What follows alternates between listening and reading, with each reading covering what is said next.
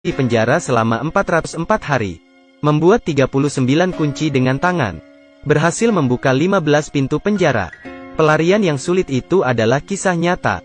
Kisah ini dimulai ketika Tim Jenkins duduk di toilet.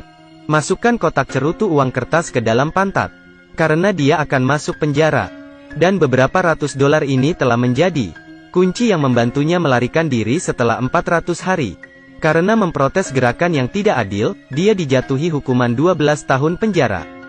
Kolaborator Stephen Lee dijatuhi hukuman 8 tahun. Keduanya dikirim ke penjara Pretoria. Dijaga dengan sangat ketat untuk menjalani hukuman. Setelah pemeriksaan menyeluruh dari rongga mulut, melalui 10 gerbang besi besar, akhirnya mereka sampai di sel. Di luar setiap sel ada 2 pintu besi. Untungnya, Tim Jenkins diatur di sisi Stephen Lee. Pada waktu makan, paman botak itu batuk. Semua tahanan berseragam abu-abu, bersama-sama mengetuk mangkuk dan memukul meja sebagai tanggapan. Ternyata paman botak adalah bos mereka. Saat jogging, langkah kaki Tim Jenkins goyah. Diperhatikan oleh paman botak, dia segera mengenalinya. Ada sesuatu di pantatnya. Dia menyarankan Tim Jenkins untuk segera melepaskan ide untuk melarikan diri. Karena dinding diafragma di sini tingginya 6 meter. Di atas penuh dengan kail pancing. Dan lampu sorot raksasa. Penjagaan 24 jam. Penembak jitu diubah menjadi 3 shift di menara pengawas. Jenkins berkeringat. Dibutuhkan banyak usaha untuk menarik keluar pipa. Paman botak membantunya. Menyembunyikan uang kertas dalam tabung pasta gigi. Letakkan di posisi yang mudah dilihat. Setiap hari Tim Jenkins menatap lubang kunci di pintu besi. Hari ke-23. Akhirnya dia punya ide. Dia meletakkan selembar kertas kosong di kunci. Dan tekan keluar garis besar lubang kunci. Lalu masukkan kertas itu. Gunakan pensil untuk mengukir struktur bagian dalam. Akhirnya ukur kedalaman lubang kunci dengan tongkat kertas. Itu benar, dia ingin membuat kunci penjara. Rencana yang tampaknya gila ini untuk melarikan diri. Mendapat dukungan dari sesama narapidana. Saat makan, pria berambut keriting itu sengaja menumpahkan piringnya. Tim Jenkins mengambil kesempatan untuk mengamati kontur kunci. Para penjaga datang untuk mengawasinya. Stephen Lee bahkan memprovokasi publik untuk mengulur waktu untuk Tim Jenkins. Setelah beberapa hari pengamatan, Jenkins terus-menerus mengukir bentuknya dari kunci penjaranya dalam pikirannya. Setelah itu, Tim Jenkins tidak menyia-nyiakan peluang untuk mengamati kuncinya.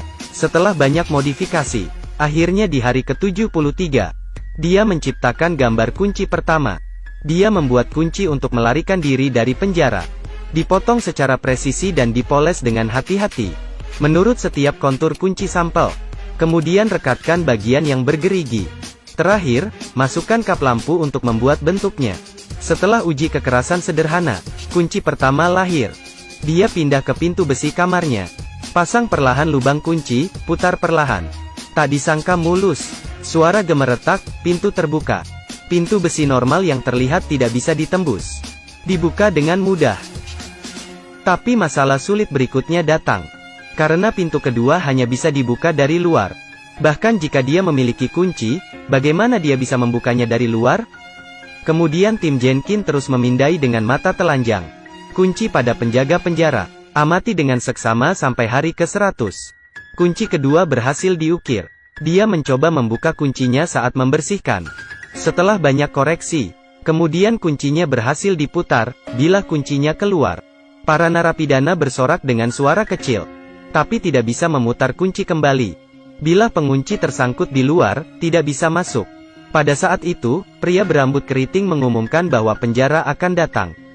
Terburu-buru, Tim Jenkins menggunakan kekuatan. Buat kunci kayu patah. Tim Jenkins segera mengaitkan tongkat kayu di lubang kunci. Tapi bila kuncinya masih ada di luar sana. Setelah penjaga pergi, Jenkins dengan panik memukul-mukul lidah kuncinya. Tapi kunci besi itu tetap tidak bergerak sama sekali. Pada malam hari, Tim Jenkins dengan gugup berbaring di tempat tidur. Tunggu sipir datang untuk mengunci pintu. Kurator menemukan suara berderak. Meskipun dia merasa ini aneh, tapi tidak bisa memikirkan alasannya. Mendengar bahwa penjaga penjara telah pergi, Jenkins menghela nafas lega. Hari ke-142, Tim Jenkins menemukan panjang pel. Cukup untuk mencapai pintu besi dari jendela. Tim Jenkins mendapat ide ketika dia melihat mesin pemintal. Dia menciptakan perangkat spindle. Di malam hari, dia memegang cermin di satu tangan. Satu tangan menggoyangkan tongkat itu. Kuncinya mengenai pintu besi, membuat suara. Bergegas di lorong. Akhirnya dikalibrasi. Satu putaran, dia mulai mencoba setengah putaran. Berbalik lagi. Sekali lagi. Akhirnya berhasil. Pada saat itu dia menemukan penjaga di luar. Sepertinya dia sedang menatapnya. Karena merasa khawatir, dia menjatuhkan kunci di luar. Sialan, apa yang harus aku lakukan? Dia dengan cepat mengunyah sepotong permen karet. Pelan, pelan. Jangan terlalu cepat. Tangan harus kuat. Jenkin menahan napas. Setelah beberapa kali mencoba, akhirnya diambil kuncinya. Berbaring di tempat tidur, Jenkin menekan keras jantungnya yang berdetak kencang. Setelah tes yang sukses, beberapa hari kemudian, dia terus membuat kerajinan dengan cara yang sama. Hari ke-206, dia telah membuat 39 kunci. Mereka menyuapnya. Seorang tahanan menangani pakaian narapidana baru. Dapatkan mereka 3 pakaian kasual dan peta lalu lintas. Semua sudah siap. Mereka akan mencobanya untuk pertama kalinya. Melangkah keluar dari pintu ketiga dan turun ke bawah. Di luar pintu keempat adalah ruang penjaga penjara. Sipir gendut sedang membaca koran. Mereka hanya ingin membuka pintu. Bayangan penjaga penjara perlahan terungkap. Mereka bergegas bersembunyi di ruang penyimpanan. Penjaga penjara yang gemuk perlahan melangkah maju. Jenkin dan pria berambut keriting itu memanfaatkan kesempatan itu. Mulai menguji kunci pintu belakang. Penjaga penjara sedang berpatroli di lantai atas. Kepala botak memperhatikan bahwa penjaga penjara sudah mulai kembali. Dia segera batuk. Setelah 2 orang di bawah mendengarnya, mereka kembali bersembunyi di ruang penyimpanan. Melalui celah, mereka melihat sipir berjalan menuruni tangga. Ketika sipir berjalan di depan pintu ruang penyimpanan, dia tiba-tiba berhenti. Ternyata dia melihat tetesan keringat mengalir di tanah mereka berdua. Pada saat itu 2 orang di balik pintu sangat tegang sehingga mereka tidak bisa bernapas. Tim Jenkin mencoba mengendalikan ototnya, agar tidak gemetar. Para penjaga melihat melalui lorong tanpa satu sosok pun. Lalu tiba-tiba pergi. Tim Jenkin dengan lancar kembali ke sel dan memecahkan kuncinya. Selipkan ke dalam pemegang sikat. Tak disangka keesokan harinya ada inspeksi mengejutkan. Penjaga penjara menunjuk ke potongan kayu bergerigi dan bertanya padanya. Apa ini? Jenkin cerdas. Balikkan gambarnya. Mengatakan bahwa ini adalah rak foto, jadi dia telah lulus inspeksi sekali.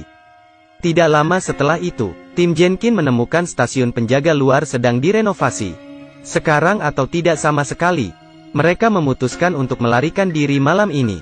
Dia menggunakan kunci buatan sendiri untuk membuka pintu sel. Berada di penjara selama 400 hari. Dia membuat 39 kunci. Hari ini, mereka akhirnya harus melarikan diri dari penjara. Melepaskan Stephen Lee dan pria berambut keriting. Mereka melakukan hal yang sama seperti saat latihan. Buka pintu ketiga lorong.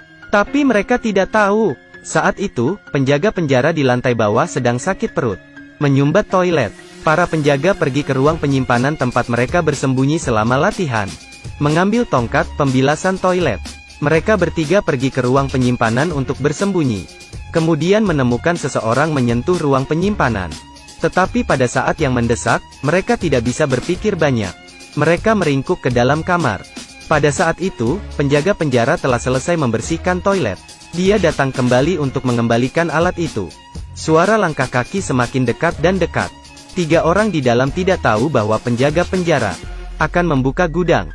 Melihat penjaga penjara hanya selangkah dari ruang penyimpanan, kepala botak menyadari, sipir tidak berpatroli tepat waktu. Langsung tahu apa yang terjadi. Dia segera menghancurkan bola lampu untuk membuat kejutan listrik. Mulai berteriak memanggil sipir. Sipir akan membuka pintu ruang penyimpanan. Kemudian dia mendengar panggilan di lantai atas. Dia harus meletakkan alatnya, berbalik untuk naik ke atas. 3 orang menghindari masalah. Mereka berhasil membuka pintu 4, 5 dan 6. Dengan kegembiraan yang gugup. Dan bahayanya dapat datang kapan saja. Mereka juga mencapai pintu terakhir. Lihat melalui celah. Mereka bahkan dapat melihat jalan di halaman. Mereka hanya 1 pintu lagi menuju kebebasan. Tapi mereka mencoba semua kunci. Tetap tidak bisa dibuka. Karena pintu terakhir, mereka tidak pernah memiliki kesempatan untuk mencobanya. Bukankah ini kegagalan mereka? Pada saat itu, pria berambut keriting menemukan bahwa pintu ini terbuat dari kayu. Selesailah mereka. Dia menggunakan pahat untuk memecahkan potongan kayu. Suara berdebar bergema di lorong. Mungkin tempat ini terlalu jauh dari sel. Jadi tidak ada yang tahu. Rambut keritingnya baru saja menghancurkan kuncinya. Dengan cara yang sederhana dan brutal itu, mereka mengenakan pakaian kasual yang sudah disiapkan sebelumnya. Dorong pintu penjara dan terbuka. Mereka berjalan ke halaman, dan hindari penembak jitu dengan lancar melalui cermin. Mencapai gerbang penjara, menghadapi kebebasan yang tiba-tiba ini. Mereka merasa tertegun, tidak berani percaya bahwa mereka telah melarikan diri dari penjara. Kami berpura-pura keluar dengan tenang. Melihat kurator mengobrol dari jauh. Mereka menoleh sekaligus dan dengan cepat berlalu. Kemudian menyerempet beberapa penjaga yang mendekat. Untungnya, tidak ada yang mengenali mereka. Atau bisa dikatakan tidak ada yang berani berpikir. Sesuatu seperti ini akan terjadi. Mereka berlari melintasi jembatan, melalui terowongan. Gunakan $360 yang disembunyikan selama setahun. Naik taksi. Di dalam mobil, mereka tidak bisa menahan diri untuk tidak berteriak. Stres dan ketakutan yang menumpuk selama setahun terakhir. Di saat ini, akhirnya, mereka mendapatkan kebebasan. Dan para penjaga telah menemukan 3 narapidana menghilang tanpa jejak. Penampilannya yang panik, membuat tahanan lain tidak bisa menahan tawa. Perburuan, pada skala terbesar dalam sejarah Afrika Selatan, telah terjadi setelah itu, dan kelompok tim Jenkin telah melintasi perbatasan ke London. Orang di gambar sebelah kanan. Ini adalah tim Jenkin. Irama seluruh film hanya moderat. Suasana tegang sejak awal penjara. Sampai akhir. Nafas pemeran utama pria tidak pernah berhenti. Sangat mendalam, buat pemirsa tanpa sadar menahan napas. Ikuti sudut pandang pemeran utama pria. Mereka bisa terlihat kapan saja. Membuat pemirsa merasa seperti sipir dapat muncul setelah sedetik. Seluruh pelarian ini, seperti permainan bertahan hidup. Dan ketika Anda ingat bahwa film ini adalah kisah nyata, Anda akan mengagumi trik melarikan diri mereka. Mari nikmati perasaan gugupmu. Paling menegangkan di setiap detik. Kemudian benar-benar rileks di akhirnya.